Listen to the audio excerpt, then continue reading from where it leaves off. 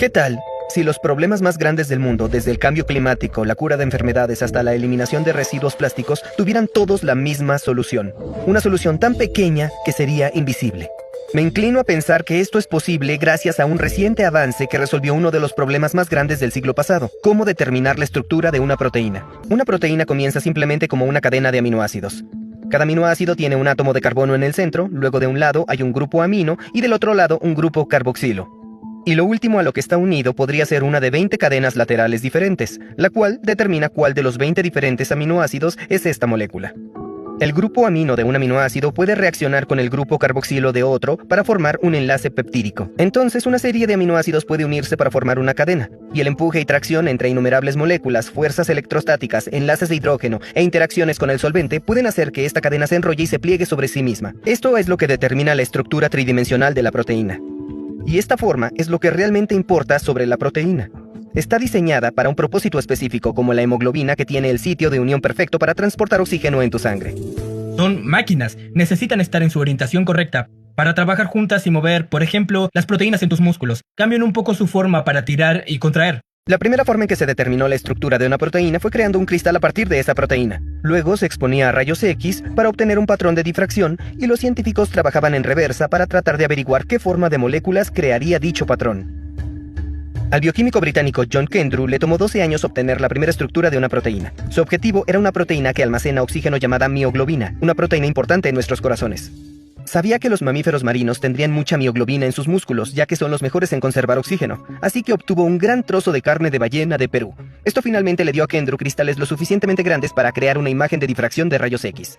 La gente esperaba algo lógico, matemático, comprensible, y casi parecía, no diría feo, pero intrincado y complejo, como si vieras el motor de un cohete, ¿sabes? Con todas las piezas colgando. Esta estructura, que ha sido llamada la caca del siglo, le valió a Kendrew el Premio Nobel de Química en 1962. La cristalografía de rayos X puede costar decenas de miles de dólares por proteína, así que los científicos buscaron otra forma de determinar la estructura de las proteínas, y solo cuesta alrededor de $100 encontrar una secuencia de proteínas de aminoácidos. Entonces, si pudieras usar esto para averiguar cómo se pliega la proteína, eso ahorraría mucho tiempo, esfuerzo y dinero. Las pocas predicciones verdaderas en biología fue la de Linus Pauling, quien al observar solo la geometría de los bloques en construcción de las proteínas, dijo que deberían formar hélices y láminas. Eso es a lo que llamamos estructuras secundarias, el tipo de giros y vueltas muy locales de la proteína. Pero más allá de hélices y láminas, los bioquímicos no pudieron identificar patrones confiables que llevaran a la estructura final de todas las proteínas. Una razón de esto es que la evolución no diseñó las proteínas desde cero. Es un poco como un programador que no sabe lo que está haciendo, y cada vez que algo se veía bien simplemente seguía añadiendo ese tipo de cosas. Y así es como terminas con estos objetos tanto asombrosos como increíblemente complejos. No tienen un propósito subyacente de la misma manera que lo tendría una máquina diseñada por humanos. Para ilustrar lo complicado que puede ser este proceso, el biólogo del MIT Cyrus Levinthal hizo un cálculo estimado y demostró que incluso una cadena corta de proteínas con 35 aminoácidos puede plegarse de una cantidad astronómica de maneras. Así que incluso si una computadora verificara la energía y estabilidad de 30.000 configuraciones cada nanosegundo, tomaría 200 veces la edad del universo encontrar la estructura correcta. Negándose a rendirse, el profesor de la Universidad de Maryland, John Mould, inició una competencia llamada CASP en 1994. El desafío era simple: diseñar un modelo computacional que pudiera tomar una secuencia de aminoácidos y producir su estructura. Los modeladores no conocerían la estructura correcta de antemano, pero el resultado de cada modelo se compararía con la estructura determinada experimentalmente. Un acierto perfecto obtendría una puntuación de 100, pero cualquier cosa por encima de 90 estaría muy cerca como para que la estructura fuera resuelta. El primer líder fue un algoritmo llamado Rosetta, creado por el biólogo David Baker de la Universidad de Washington. Una de sus innovaciones fue aumentar la computación al reunir el poder de procesamiento de computadoras inactivas en hogares, escuelas y bibliotecas, que se ofrecieron voluntariamente para instalar su software llamado Rosetta at Home. Y Baker tuvo una idea: creó un videojuego. El juego, llamado Foldit, estableció una cadena de proteínas capaz de torcerse y girar en diferentes configuraciones. Pero en lugar de que la computadora hiciera los movimientos, los jugadores, los humanos, podían hacerlos. En 3 semanas, más de 50.000 jugadores unieron sus esfuerzos para descifrar una enzima que desempeña un papel clave en el VIH. La cristalografía de rayos X mostró que su resultado era correcto. Los jugadores incluso fueron acreditados como coautores en el artículo de investigación. Un hombre que jugó Foldit había sido un niño prodigio del ajedrez llamado Denis Hassabis. Hassabis acababa de fundar una empresa de inteligencia artificial llamada DeepMind. Su algoritmo de IA AlphaGo fue noticia por vencer al campeón mundial Lee Sedol en el juego de Go. Después de regresar de Corea, los investigadores de DeepMind tuvieron un hackathon de una semana donde intentaron entrenar una IA para jugar Foldit. Este fue el comienzo del objetivo a largo plazo de Hassabis de usar la IA para avanzar la ciencia. Inició un nuevo proyecto llamado AlphaFold para resolver el problema del plegamiento de proteínas.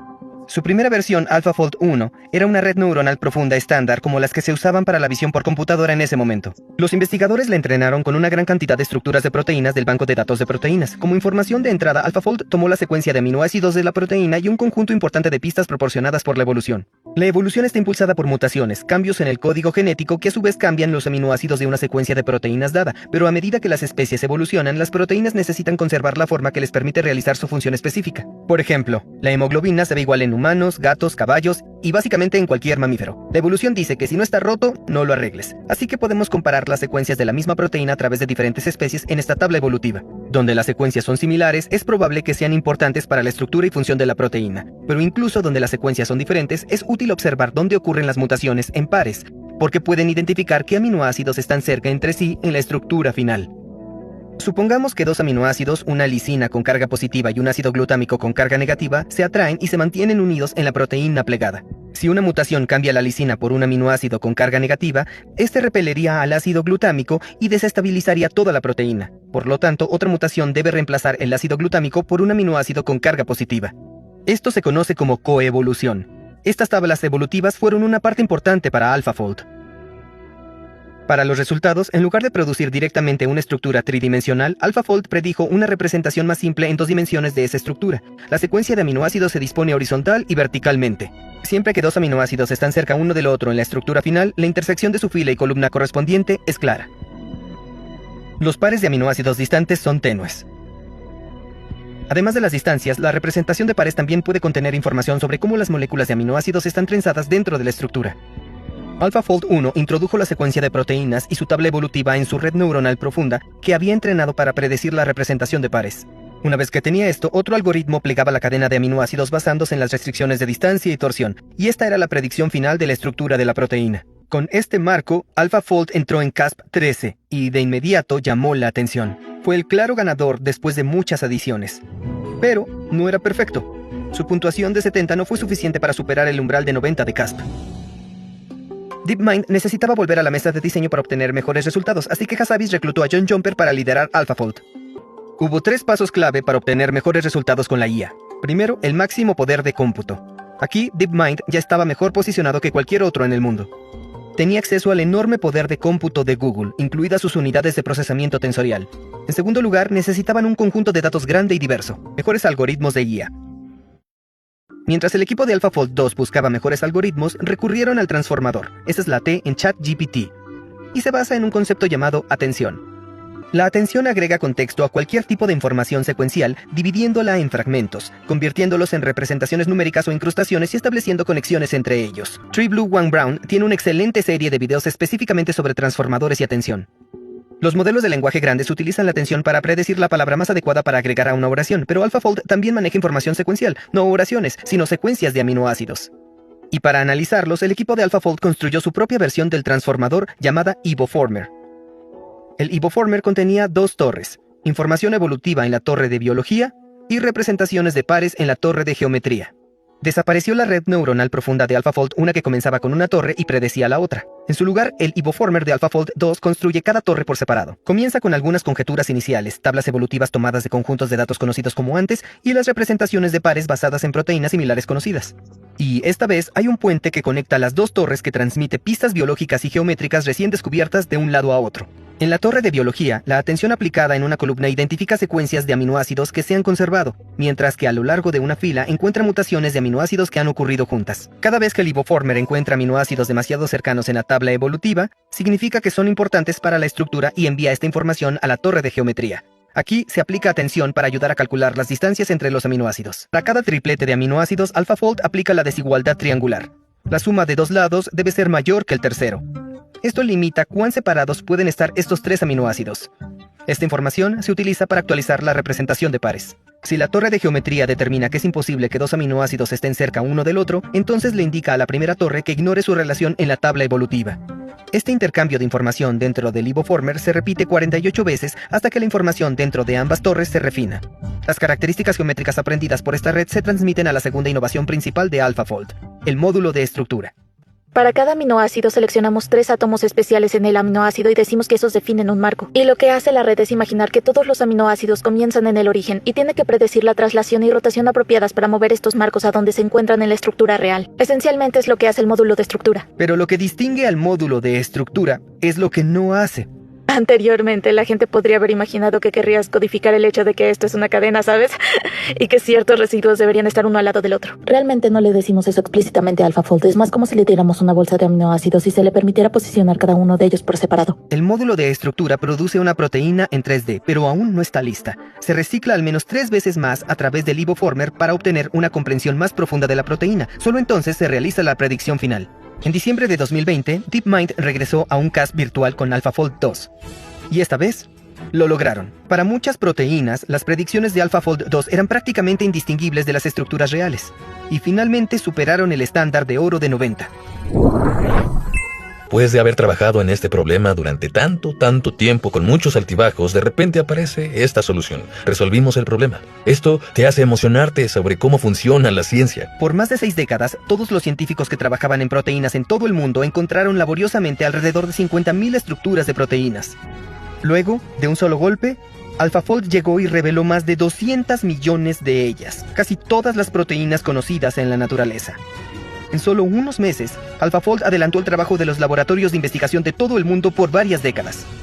Ha ayudado directamente a desarrollar una vacuna para la malaria. Ha hecho posible descomponer las enzimas de resistencia a los antibióticos, lo que hace que muchos medicamentos que salvan vidas sean efectivos nuevamente. Incluso nos ha ayudado a entender cómo las mutaciones de proteínas conducen a diversas enfermedades, desde la esquizofrenia hasta el cáncer, y los biólogos que estudian especies poco conocidas y en peligro de extinción de repente tuvieron acceso a las proteínas y sus mecanismos vitales.